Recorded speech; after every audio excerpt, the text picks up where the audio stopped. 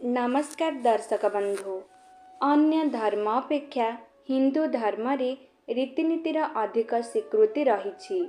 ସେହି रीतिनीति मध्यरु गोटे हेउची पत्नी स्वामी पाद को दबाती। किंतु हेले कौन आपण जानिछंती कि कौन रही एहार पछर रहस्य? काहींकि पत्नी ही केवल स्वामी पाद दबाती?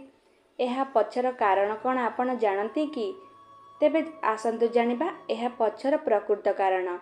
आपण निश्चय देखिथिबे जे देवी लक्ष्मी मध्य भगवान विष्णु का पाद तले बसी तांका पाद को सबुबले चापी रखती।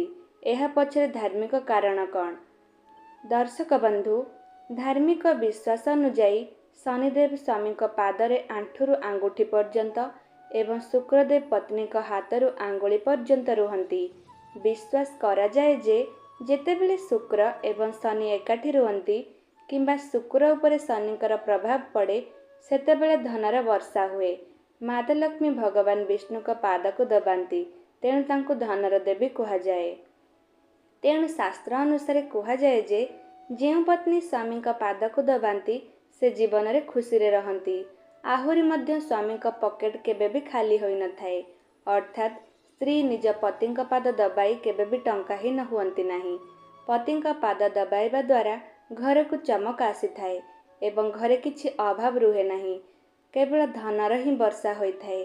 तेबे दर्शक बंधु, आपण माने भी मध्य निजर स्वामींकर सेवा करंतु। आशा करुछि आपण मानको मोर एही भिडियोटी निश्चय पसंद आसीथिबो।